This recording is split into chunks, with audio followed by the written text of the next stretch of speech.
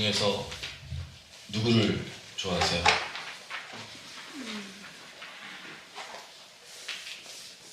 이게 이렇게 어려운 질문인지 모르겠지만 저는 슈퍼맨을 되게 좋아합니다.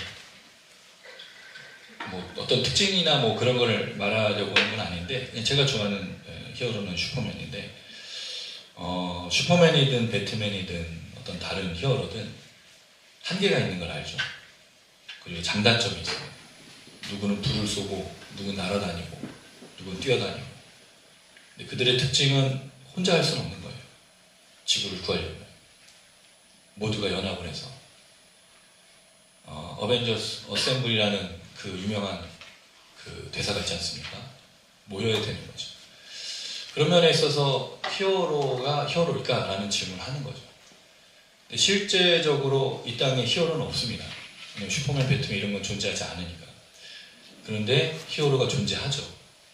저는 그걸 누구로 보냐면 부모라고 생각합니다. 엄마, 아빠. 아이들을 위해서 영웅이 되죠. 생명을 아끼지 않습니다. 남편과 아내, 부모와 자식도 마찬가지죠.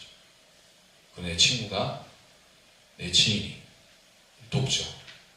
힘을 주죠. 새롭게 하죠. 만약 이런 것들을 경험하지 못했다면 우리는 굉장히 불행한 인생을 사는 겁니다. 영웅이 영화나 드라마에 있다면, 영웅이 내 삶 속에 있다면 사실 그게 복된 인생이 아니겠습니까? 내 부모가, 내 형제가, 내 가족이, 내 지인이, 그리고 우리 성도들이 나를 돕고 있다면. 그래서 실제로는 영웅은 필요하지 않은 거예요. 왜냐하면 영웅들이 있기 때문인 거죠. 우리가 많은 그 사건들과 사고들을 접할 때 수많은 의인들을 보지 않습니까? 어디선가 나타난다. 그게 히어로잖아요. 생각지도 않았을 때.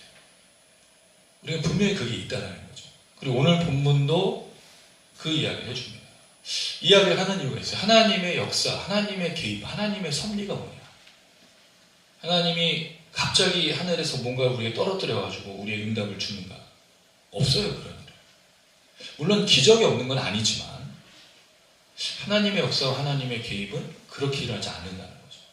우연치 않게 생각지도 않았는데 하나님의 손길들을 누구를 통해서 경험하죠? 네, 사람들을 통해서. 그래서 오늘 뒤틀림 속에서 우리가 지금 두 번째 시간으로 말씀을 나누는데 모세가 추구하려고 했던, 모세가 계획했던, 모세의 그 울분과 열정과 그 의분, 그는 살인자가 돼서 도망했다. 이스라엘 백성들을 구원하고 이스라엘 백성 돕고자 했던 그 모든 게 뒤틀려버린 그 역사 속에서 하나님이 어떻게 개입하시고 어떻게 역사하는가. 오늘 두 번째 시간은 히어로는 없다. 이게 오늘 주제입니다. 그런데 말씀을 읽어보면 히어로가 있어. 그 얘기를 오늘 좀 같이 나누고 싶습니다. 오늘 본문을 보면 모세가 도망을 간 그 이야기와 함께 미디안 제사장의 7딸이 등장하고요. 거기에 루우엘이라고 이름 부른 그 미디안 제사장이 모세를 찾습니다. 그리고 자기 딸을 주죠. 그리고 그 이야기 끝에 모세가 결혼하는 이야기가 나타나고 있어요. 그래서 아들을 낳죠. 이름을 게르솜이라고 짓습니다. 내가 타국에서, 타국이란 말은 외지, 외국에서 내 땅이 아니라는 뜻이죠. 거기서 내가 나그네가 되었다. 이 말을 들어보면 무슨 의미죠? 회환. 내 인생에 대한 어떤 후회, 슬픔들을 다루는 그런 이야기들이에요. 그럼 질문을 좀 드려볼게요. 성경에 왜 이런 이야기가 기록되냐는 거죠. 이게 그렇게 중요한 일일까? 왜냐면 우물에서 아내 만나가지고 아들을 낳았어. 이게 무슨 의미냐는 거예요. 근데 성경에 분명히 의도가 있으니까 이걸 쓴 거잖아요. 그럴 때 이 모세의 도망, 그리고 광야에서 이 생활, 다음 주에 이어지는 뒤틀림 속에서의 마지막 역사. 하나님의 들으심이라는 이 사건이 하나의 이렇게 패키지인 거죠. 연결된 거예요. 그 이야기들을 지금 보여준 거죠. 그리고 나서 3장에 모세가 하나님 임재 속으로 들어가는 내용이 나오는 거죠. 이 내용이 그냥 다뤄지는 게 아니라는 거예요. 여기서 우리가 뭘 발견할 수 있고 뭘 생각해 볼 수 있느냐가 오늘 설교의 중요한 주제가 될 겁니다. 계속해서 우리가 모세를 살피고 있어요. 모세라는 사람이 어떤 사람이냐라는 것에 대해서 이야기를 합니다. 지난 시간에는 제가 조금 그렇게 치우쳐서 얘기를 했어요. 모세의 울분이 올바른 방향으로 나가지 못했고 방법도 옳지 않았기 때문에 그가 결국 살인자가 되어 도망을 했다라는 이야기를 말씀드렸습니다. 이 모세에 대해서 세 가지 견해가 있어요. 첫 번째 견해는 제가 말씀드렸던 것처럼 열정이 지나쳐서 혈기가 작용하는 것으로 보는 거죠. 칼빈이나 마이어라는 어떤 학자들은 그렇게 얘기합니다. 그래서 광야가 연단의 시간이었다. 재밌는 건 이 광야에 아무 내용이 나오지 않아요. 연단이 되는데 연단의 내용이 없어요. 근데 연단 받은 걸 알 수 있는 여러 가지 단서들이 있습니다. 그걸 추적하는 거죠, 우리가. 두 번째, 모세는 구원자다. 그러니까 모세를 굉장히 옳게 보는 거죠. 그 이스라엘 백성을 위해서 살인했던 그 내용은 왕자로서의 삶을 포기하고 이스라엘을 위해 살겠다는 구원자로서의 그 모습이다라고 이제 보는 겁니다. 사실 이게 유대교 전승이나 우리 지난번에 스데반의 설교에서도 발견했듯이 왕자의 모든 걸 포기하고 내가 그 하나님의 사람들, 이스라엘 백성을 구하는 사람 되겠다는 내용이 그 내용이 되는 거겠죠. 마지막은 이 모세의 행동은 예수 그리스도의 예표, 타이포라고 부르는 그 모형론을 말합니다. 모세의 이 행동과 예수의 행동이 닮아 있다는 거죠. 그래서 하나님께서 약속하실 때 모세와 같은 선지자를 너에게 주겠다. 근데 나중에 예수님이 이 땅에 오셔서 걸어갔던 삶이 뭐였죠? 모세와 같은 삶을 보여줬던. 그게 뭐입니까? 오병이에요. 물을 걷는 사건, 그 다음에 오병이에 나온 생명의 떡의 사건들, 그 이야기들이 이렇게 중첩이 되는 거죠. 그래서 모세가 예수 그리스도의 예표다. 히브리서의 말씀에도 나오는 내용이에요. 그래서 결국에는 이 모세는 예수님과 비교되는 사람이라는 걸 보여주는 게 세 가지 견해입니다. 이 세 가지 견해는 사실은 다른 게 아니죠. 같은 내용인 거예요. 근데 모세라는 사람의 분명한 행동이 있고 거기를 성경이 뭘로 의도해서 보여주고 있느냐라는 것이 나타나고 있기 때문입니다. 이런 거 따로 볼 필요는 없고요. 중요한 건 모세의 이 삶이 어떻게 하나님의 뜻 안에서 이루어져 가는지가 우리가 이제 주목해야 될 그런 내용이라는 생각이 듭니다. 자, 먼저 말씀을 좀 읽어보도록 할게요. 16절 말씀을 같이 한번 읽겠습니다. 16절 시작. 미디안 제사장에게 7달이 있었으니 그들이 와서 물을 기어 그 위에 채우고 그들의 아버지 아들에게 먹으려 하는데, 자, 갑자기 미디안이 나와요. 그럼 지금 이게 앞선 내용을 보니까 모세가 가서 거했던 곳이 어디냐? 미디안 땅이라는 거죠. 미디안 땅은 어디냐에 대해서 의견이 좀 분분합니다. 이게 시내반도, 이집트 바로 옆에 있는 이렇게 산봉우리가 거꾸로 뒤집힌 것 같은 시내반도가 있고 그 옆에 모압과 이제 에돔, 요단강 동편 땅으로 이어지는 그 땅이 미디안 땅이다라고 이제 대체로 그 예측을 하는데, 이 사람이 유목민들이거든요. 그러니까 그 한 곳만 정착한 게 아니라 이곳저곳을 다녔기 때문에 모든 곳을 아우르는 것. 그러니까 어쨌든 이집트 동쪽에 위치했던 사람으로 이제 보기도 합니다. 미디안은 아브라함의 후처 그드라에게서 낳은 넷째 아들, 그것이 미디안 족속의 시조예요. 이제 성경으로 좀 볼 때. 근데 이 미디안은 지금은 이제 모세와 굉장히 함께 결혼도 이제 하게 되니까 협력하죠. 나중에 18장에 보면 그 함께함이 굉장히 잘 나타나고 있는데, 나중에 민수기 22장을 가면 이스라엘을 운명에 빠지게 하는 일도 합니다. 이 사람들은 어쨌든 이방 족속이고 하나님 순종하는 족속이 아니었기 때문에. 자, 그 미디안 제사장이라는 말은 하나님을 섬겼던 제사장은 아닌 거죠. 그렇죠. 우상 신을 섬기는 제사장이었어요. 근데 이 제사장이 굉장히 독특한 건 18장에 우리가 이번 주 중에 제가 그 내용을 드렸어요. 비교하면서. 이 제사장이 하나님을 인정해요. 그러니까 영적인 존재라는 걸 아는 거죠. 하나님 어떤 분이시, 왜냐하면 제사장이라는 말은 어떻든 영적인 뭔가를 하는 사람들인 거잖아요. 그러니까 이 하나님을 알고 이들이 같이 이 출애굽에 동행하게 돼요. 그럼 이 사람은 어떻게 보면 하나님을 믿게 되는 것으로 볼 수가 있겠다.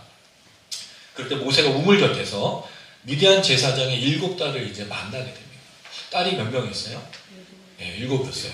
자, 이 뉘앙스가 뭘 보여준 것 같습니까, 여러분? 뭐가 없는 것 같아요? 아들이. 예, 아들이 없는 것처럼 느껴지는. 몇 가지를 더 살펴볼 수 있는데, 자, 미디안 제사장에게 7딸이 있었다라는 말은 이제 뭔가 일어날 거를 이제 얘기를 해주는 거죠. 자, 그렇게 해서 그 미디안 7딸이 어디로 오게 됐냐면 모세가 있는 우물에 와서 지금 물을 길어서 구유에 채우고 양떼에게 먹이려고 하는, 이게 1년의 이제 이 작업인 거죠. 이게 이제 발단의 이 사건의 이제 시작인데, 구유라는 말이 좀 몇 가지 단어가 있는데 여기서는 이제 개인적인 구유통이 아니고 수로로 되어 있는 그러니까 일렬로 이제 먹을 수 있는 그런 구유로 이제 보여지는 것으로 생각이 됩니다. 자, 그리고 나서 양떼를 먹이려고 지금 하고 있을 때에 어떤 일이 벌어지냐? 17절 한번 읽어보겠습니다. 시작. 목자들이 와서 그를 쫓는지라 모세가 일어나 그들을 모아 그 양떼에게 먹이니라. 자, 여기 쫓는지라는 말은 가라시라는 단어인데요. 쫓아내다, 내던지다, 버리다, 추방하다, 떠나가다. 이 강조형으로 되어 있으니까 반복적이거나 아니면 이걸 강조하는 거죠. 그럼 목자들이 지금 이 7 딸의 그 구유를 먹이는 거에서 말구에서 양떼가 물을 마시게 하는 것을 방해하는 거죠. 쫓아냈다는 말은 못 먹게 했다는 뜻이잖아요. 그럴 때 모세가 일어나서 그들을 도왔다는 거죠. 자, 여기서 보면 모세는 어떤 사람일까요? 네, 모세는 정의로운 사람이에요. 그러니까 불법적이고 불의한 일들을 참지 못하는 거예요. 그래서 왕궁에서 나왔을 때 어떤 일이 벌어졌죠? 이스라엘 자기 동포가 애국 사람에게 맞고 거의 죽을 뻔하니까 어떻게 했죠? 보복하잖아요. 그럼 분명히 모세는 의로운 이 의분, 거룩한 분노를 가진 사람이라는 게 보여집니다. 우리가 이걸 몇 번 그 사건에서 알 수 있죠. 지난번에 잠깐 얘기 드렸죠. 금송아지 우상 숭배 때 모세가 내려서 뭐 했어요? 여러분 생각해보세요. 하나님의 그 모세 십계명 두 돌판을 그렇게 내던진다고요? 이게 말이 되는 얘기예요, 여러분. 근데 그게 뭐가 앞선 거예요, 지금? 열정과 분노가 앞선 거죠.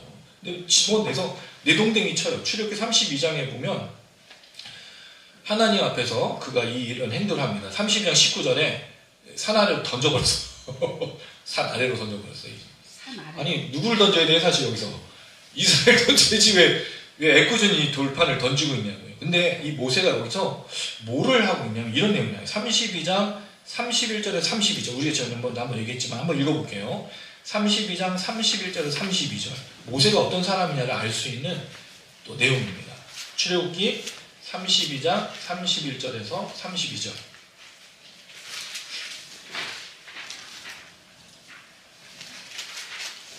우리가 잘 아는 내용이에요. 같이 읽겠습니다. 출애굽기 32장 31절에서 32절 시작. 모세가 여호와께로 다시 나아가자 슬프도 소리다. 이 백성이 자기들 위하여 금신을 만들었사오니 큰 죄를 범하였나이다.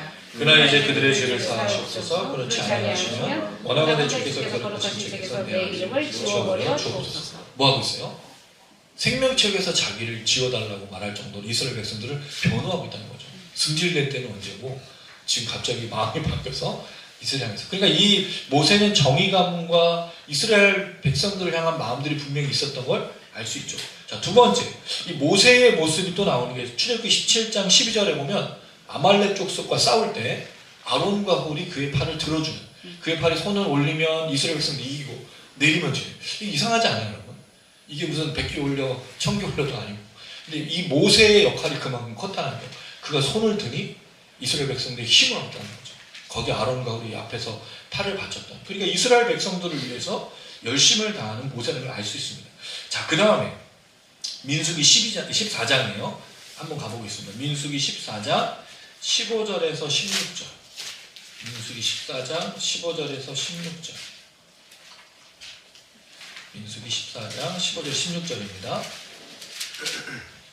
같이 읽게요. 시작. 이제 주께서 이 백성을 하나같이 주시며 주의 백성을 여러 나라에 이르기를 여호와가 이 백성에게 주기로 맹세한 바에 인도할 능력이 없으므로 강에서 죽었다 하리이다. 모세가 뭘 하고 있죠? 변호하고 있어요. 또 무슨 얘기냐면 민수기에 정탐꾼 얘기가 나오죠. 정탐꾼들이 보고를 어떻게 했습니까? 여호수아와 갈렙만 제외하고 다 우리가 메뚜기에 타서 못 들어간다고. 그랬더니 하나님이 저것들을 다 없애버리고 내가 모세 너만 내 백성을 삼겠다 해서 너에게 거룩한 나라를 주겠다고 말할 때 아니라고. 하나님 이 백성들을 불쌍히 여기시네. 만약에 여기서 죽여버리면 하나님의 능력이 없는 겁니다라고 이 말도 안 되는 얘기를 지금 모세가 누굴 위해서? 이스라엘을 위해서 이야기하고 있다는 거죠. 이걸 보면 모세는 분명히 정의감과 의분, 그 다음에 이스라엘 백성들 향한 중보가 있어요. 그러니까 이런 중보가 또 언제 나오냐면 고라와 다단과 아비람이 이 모세와 아론을 거슬 반역을 합니다. 너만 하나님 지도자야? 너만 세웠어? 아니라 우리도 하나님 세우신 사람이야 라고. 그래서 불이 어떤 제단에 내릴 거냐 그 얘기로 또 다투죠. 그때 모세가 또 뭐라고 얘기하냐면 21장 7절에 보면 백성이 모세에게 이르되 아니 16장 22절 죄송합니다. 16장 22절 그 두 사람이 엎드려 이르되 하나님이여 모든 육체 생명 하나님이여 한 사람이 범죄하였거늘 온 회중에게 진노하신다니까. 저 사람들만 죽이면 되지 왜 이스라엘 백성을 다 죽이겠냐고 그 얘기를 하고 있는 거예요. 누가? 모세가. 모세는 철저하게 뭐로 나타나죠? 구원자이면서 중재자 화목하게 하는 사람을 등장해요. 모세의 역할은 뭐예요? 하나님과 사람들 사이의 중재 역할이에요. 그 구원자며 화목하게 하는 거예요. 여러분 굉장히 중요한 겁니다. 이 역할이 되게 중요해요. 노뱀 사건에서도 그 얘기를 합니다. 근데 언제 그가 한번 이거 지나쳐버리죠? 이스라엘 사람을 대신해서 애굽 사람을 쳐 죽일 때 하고 두 번째 사건이 민수기 20장입니다. 민수기 20장 한번 볼게요. 민수기 20장 10절에서 11절. 민수기 20장 10절에서 11절. 민수기 20장 10절에서 11절. 네, 읽겠습니다. 시작. 모세 아론이 회중을 그 반석 앞에 모으고 모세가 그들에게 이르되 반역한 너희여 들으라. 우리가 너희를 위하여 이 반석에서 물을 내야 하고 모세가 그의 손을 들어 그의 지팡이로 반석을 두 번 치니 물이 많이 솟아나므로 회중과 그들의 짐승이 마시니라. 이거는 그 무리바 물가 다른 사건입니다. 출애굽기 17장하고 민수기 20장은 40년 후의 얘기예요. 그 똑같은 그 하나님과 다투는 이 무리바 물가 사건이 있습니다. 근데 첫 번째 출애굽기 17장의 사건은 거기서는 하나님 앞에서 명령을 듣고 이스라엘 백성들을 물을 줘요. 모세가 화내지 않습니다. 근데 마지막 40년이 거의 흐른 이제 요단강이 다가왔을 때는 모세가 화를 내요. 뭐 하죠? 반석을 두 번 쳐버렸어요. 그리고 뭐라고 부르죠? 이스라엘 백성들을? 반역한 너예요. 그럼 모세가 지금 뭐를 잃어버린 거예요? 자기 역할? 하나님과 이스라엘 백성 사이의 중재자와 화목하게 하는 사람의 지위를 잃어버린 거죠. 대신해서 자기가 뭐 하고 있어요? 정죄할 때. 이게 중요한 거예요. 모세가 이스라엘 사람 대신에 애굽 사람을 쳐 죽인 그 정죄, 그리고 하나님 앞에서 이 이스라엘 백성들을 정죄한 사건은 하나님이 모세를 용납하지 않아요. 그래서 모세가 이 일을 통해서 가나안 땅에 못 들어갑니다. 물론 저주하진 않아요. 모세의 이 죽음은 사실 하나님이 그냥 그를 산채로 데려간 거로 보기도 합니다. 왜냐하면 그의 모둠을 찾을 수가 없기 때문에 실제로 죽었을 수도 있는데 뭐 이걸로 이제 학자들이 이제 논쟁을 하지만 중요한 거는 그가 이스라엘 백성들 앞에서 거룩한 분노로 해서 하나님과 사이에 중재할 때는 하나님이 내버려 두시는데 10계명까지 던져도 그런데 지금 이스라엘 백성들을 정죄하고 자기 분에 못 이겨서 반석에 명령하라고 그랬거든요. 치는 게 아니에요. 첫 번째 쳤지만 뒤에는 명령하는데 두 번 친 거예요. 뭐죠? 분노인 거죠. 화가 일어났어요. 모세가 자신의 중재자여 화목자 역할을 잃어버리면 하나님께서 그걸 들으시지 않는 모습들을 보여줍니다. 분명히 모세는 정의와 거룩한 분노를 가진 사람이라는 걸 알 수 있어요. 그리고 오늘 본문에서 이 이야기가 나타나. 그러니까 모세는 오지랖이 넓어. 가만히 있지 않아요. 여기서 뭐 하고 있죠? 이방인이잖아 자기가. 나서죠. 쿰이라는 동사인데 일어났어. 왜 일어났단 말을 썼을까요? 분개한 거죠. 지금 목자들이 막 남자들이 몰려들어서 7달을 막 해코지하면서 희롱하면서 쫓아내니까 모세가 그걸 딱 보더니 가만 안 되겠네요. 이 마동석 형님이 된 거죠. 지금 여기서 이제 일어나가지고 얘기합니다. 이 말에 보면 그들을 도왔다고 나와요. 도와다는 야샤라는 단어인데 이게 구원하다는 뜻이거든요.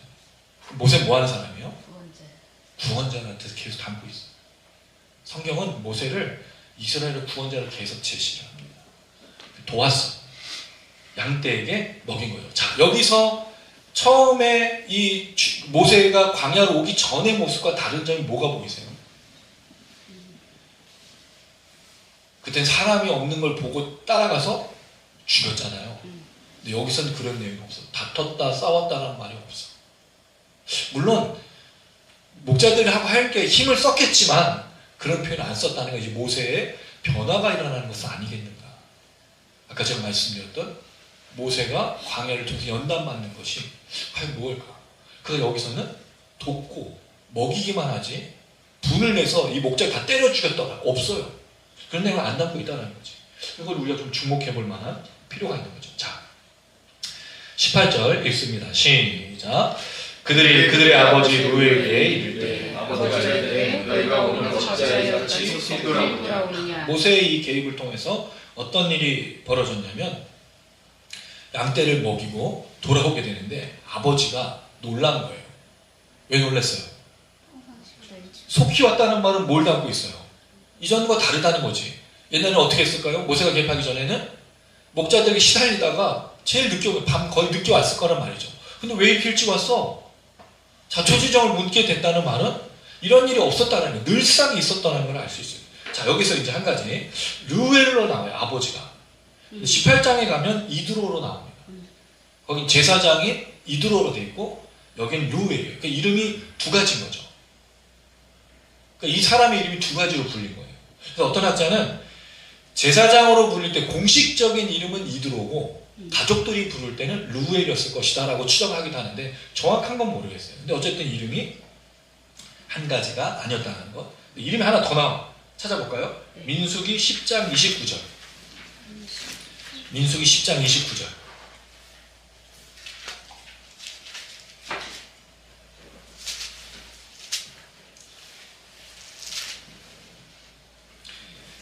민수기 10장 29절 읽어봅니다. 시작. 모세가 모세의 장인 미디안 사람 르웨가 호밥에게 여호와께서 주마하신 곳으로 우리가 행진하자니 우리와 동행하자. 그리하면 선대하리라. 여호와께서 이스라엘에게 복을 내리라 하셨느라.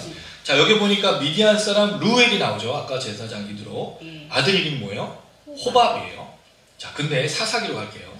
사사기 4장 11절. 사사기 4장 11절.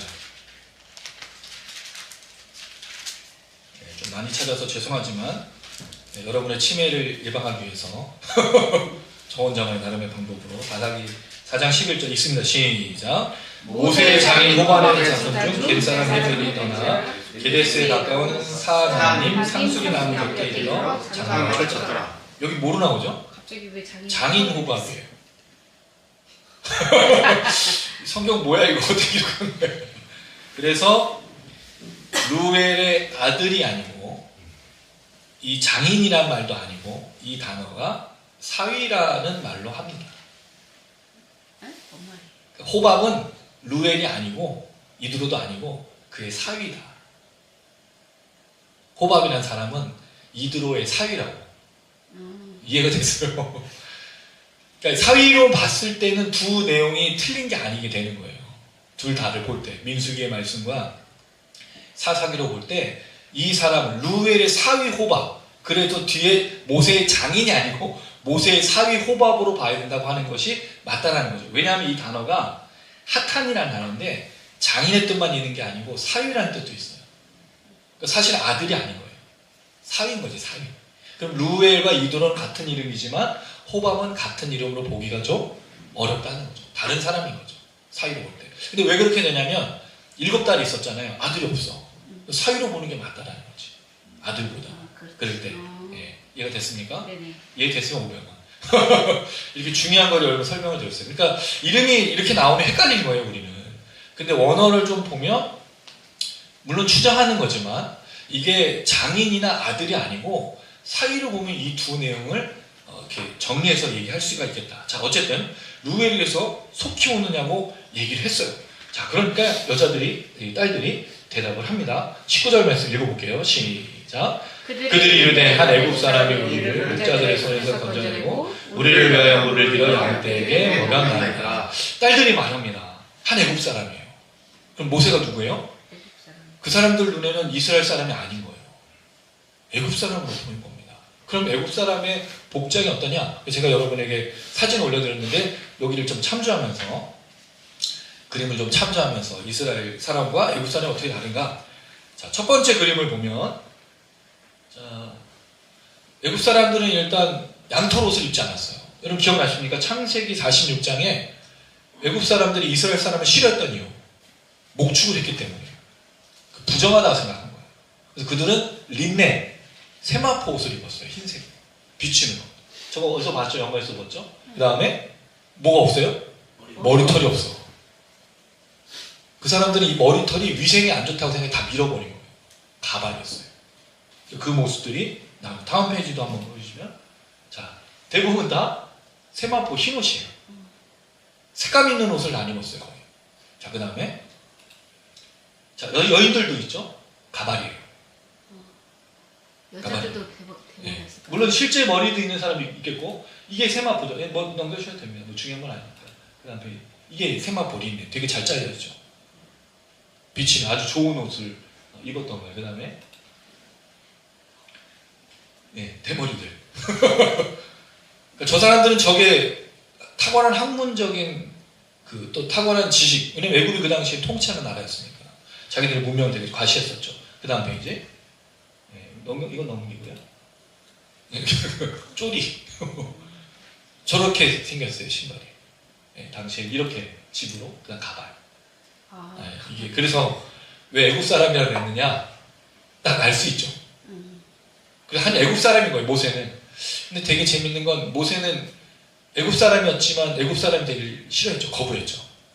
뭐가 되길 원했죠? 이스라엘 사람.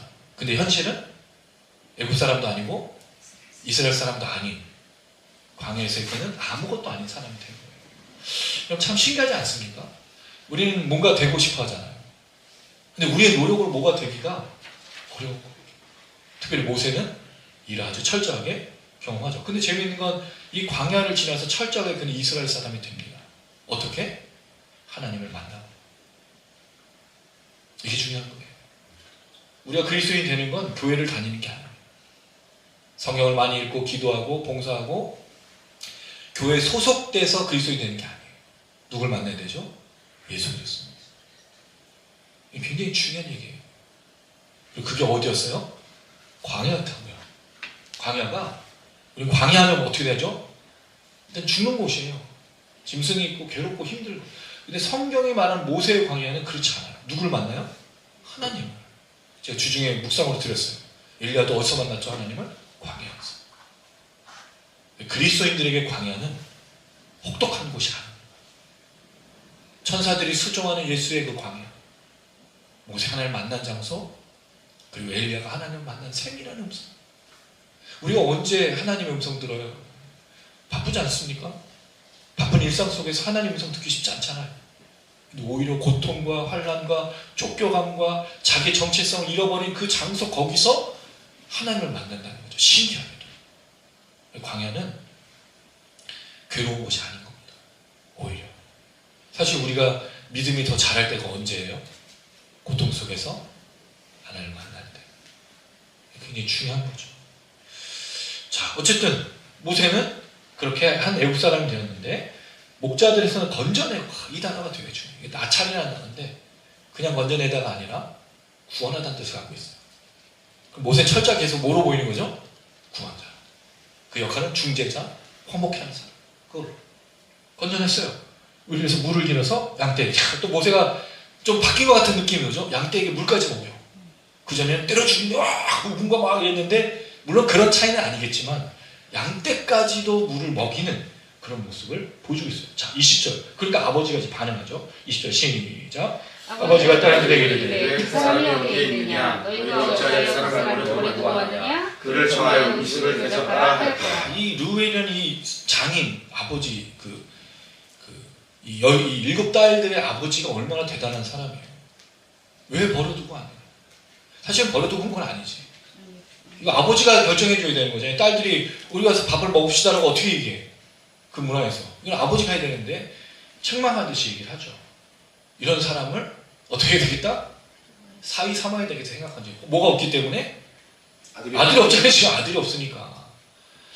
이 우물에서의 일어나는 이 목자들과의 다툼은 쉽지 않은 얘기인 거예요. 나그네들이 이렇게 도움을 펴는 것은 어떤 보복을 당할지도 모르고 어떤 일이 있을지 모르는데 이걸 했다라는 말은 되게 중요한 거죠. 이드로가 르우엘이 어딨냐? 어찌해서 버려두고 왔느냐? 뭐한다? 청하여. 청하여다는 말은 부르다, 카라라는 뜻입니다. 이게 하나님의 부르심을 말할 때도 쓰고 소환하다, 뭐 임명하다, 말하다 뭐 다 써요. 불러서 뭐 하다고요?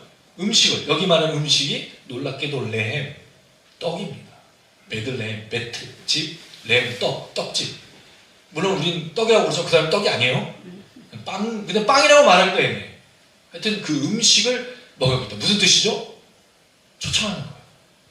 다른 말로 환대. 여러분 이 놀라운 사건 어디서 많이 보지 않았어요? 안 봤어. 한 번도 본 적이 없어. 굉장히 중요한 사건인데 여러분 창세기에서 2번이나 봤잖아요. 아브라함이 자기 아들 이삭을 결혼시키기 위해서 아브라함 종을 보내죠.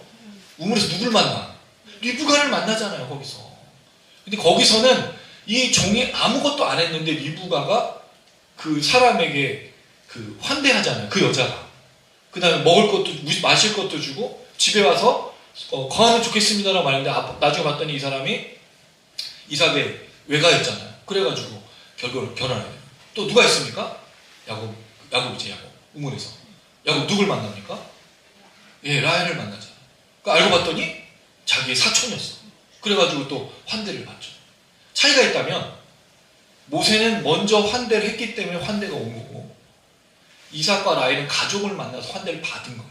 그런 차이가 있지만 이 모세와 야곱과 이삭의 공통점이 뭐예요? 우물에서 환대가 아니라 그래서 우물 패턴이라고 부르는 거예요. 이거를. 이 사건의 최종적인 완성이 언제 일어납니까? 4장에서 요한복음 4장에서 사마리아 여인이 예수를 환대하죠. 거기서 뭘 만나요? 예수님이 이게 그 사건인 거예요. 남편을 삼잖아. 예수님 거기서 내가 신랑이라고 얘기하잖아요. 신랑이라고 말한 적은 없는데 네가 신랑이냐고 물어보잖아요. 그때 똑같은 사건인 거예요. 이게 구약의 이 사건을 신약에 성취하는 거죠.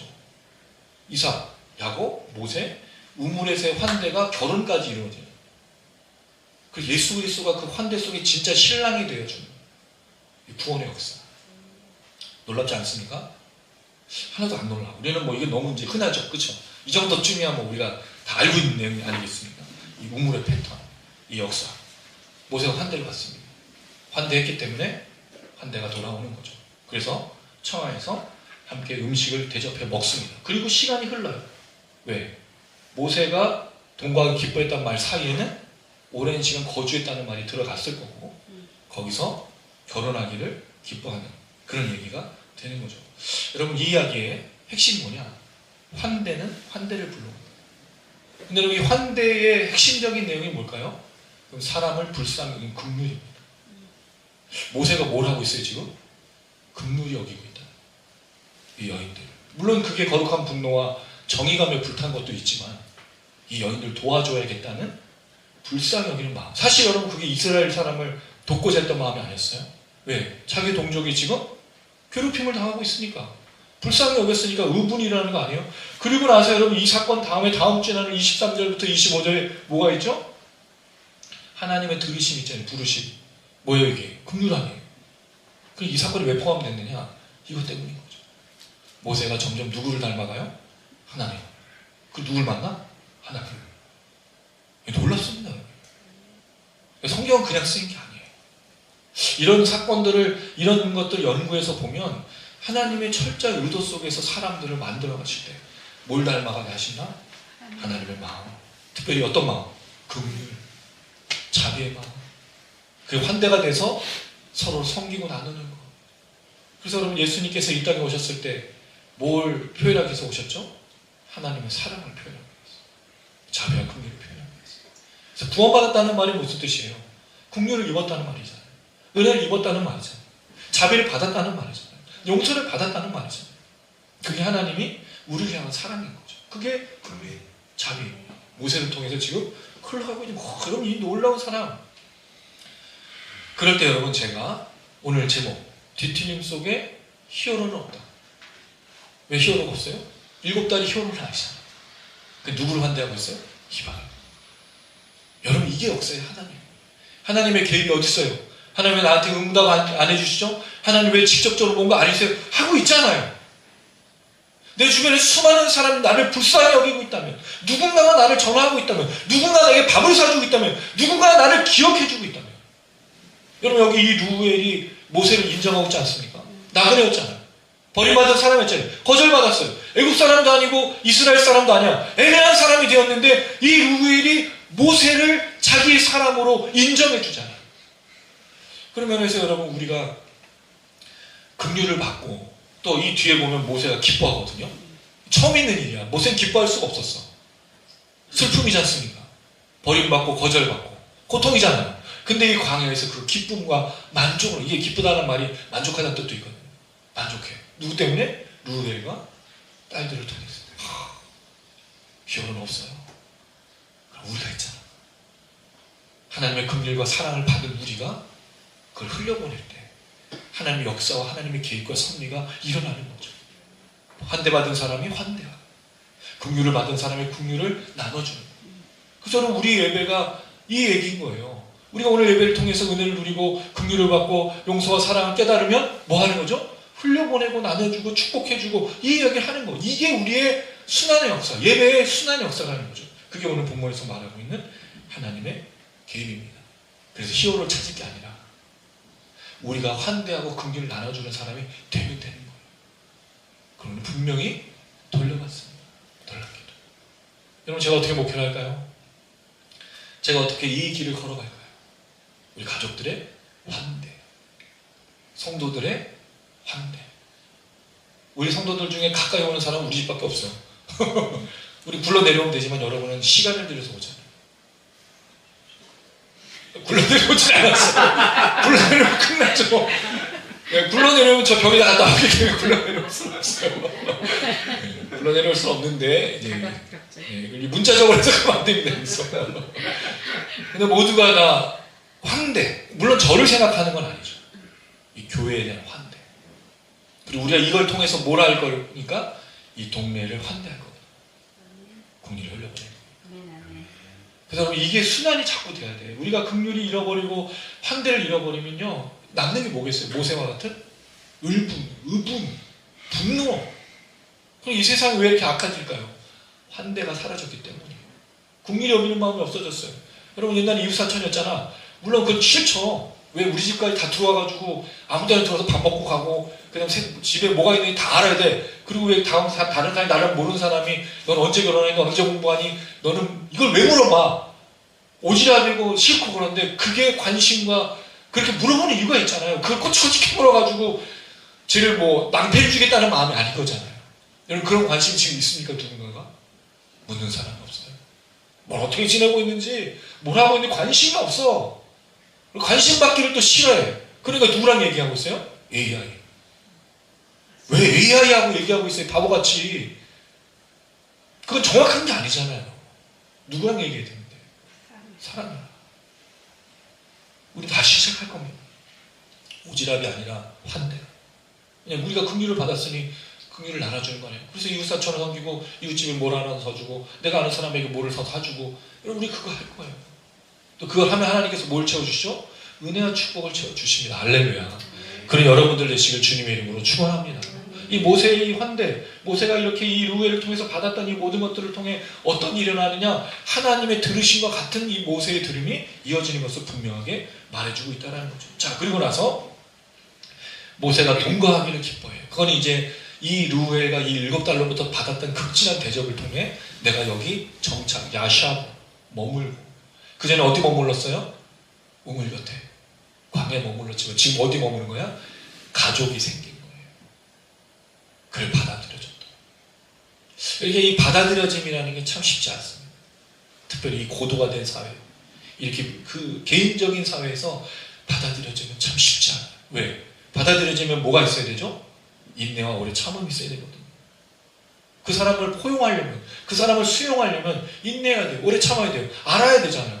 근데 우리는 그런 시간을 거치지 않고 그냥 자기가 원하는 대로만 하는 것. 그러니까 여러분, 뭐가 일어나겠습니까? 그 이야기를 보여주고 있는 거죠. 그랬을 때 그의 딸 시보라를 모세에게 주었다. 자, 또 누가 나와요? 여자가 또 나와. 그러니까 모세가 구원을 받는, 모세가 그 일을 감당하는 일에 계속돼서 여자들이 나와요. 히브리 산파들, 바로의 딸, 모세의 어머니, 모세의 누이, 그리고 시보라. 이 칩보라라고 하는 게 원래 발음인데 이름은 새라는 뜻을 갖고 있어요. 뭐 그게 중요한 건 아니지만, 칩보라가 어떤 사람이냐? 출애굽기 4장 24절 같거든요. 모세 여인들에게 둘러싸이는 거예요, 사실은. 근데 그 이후로는 그렇지 않습니다만, 출애굽기 4장 24절에서 26절이에요. 이 칩보라가 어떤 사람인지 분명하게 보여준 사건입니다. 출애굽기 4장 24절에서 26절 읽습니다. 시작. 모세가 길을 가다가 숫소에 숫소에 있을 때 여호와께서 그를 만나사 그를 죽이려 하시니라. 시므로가 돌칼을 가져다가 그의 아들의 표피를 베어 그의 발에 엎드려대며 이르되 당신은 참으로 내게 피 남편이로다 하니 여호와께서 그를 놓아주시니라. 그때 시보라가 피 남편이 함은 할례 때문이더라. 할례를 누가 행하고 있냐면 시보라가 행해요. 누구의 할례를? 모세의 아들들의 할례를 하고 있어요. 그럼 모세의 아들들이 할례를 받지 않았다는 거죠. 창세기 17장 14절에 보면 하나님 명령하신 내용이 있어요. 할례를 받지 아니한 남자 곧 그 포피를 베지 아니한 자는 백성 중에서 끊어지리니 그가 내 언약을 배반하였습니다. 할례는 반드시 해야 돼요. 언제? 태어난 지 8일 만에. 17장 12절에 나옵니다. 그럼 모세는 했을까 안 했을까요? 했죠. 3개월을 버티다가 강에 버린 거니까. 모세는 했단 말이에요. 근데 누구는 안 했어요? 아들들은 안 했죠. 어디서? 광야에서. 그러니까 이 아내가 모세가 죽일 뻔한 위기에 할례, 이거 어떻게 생각했어요?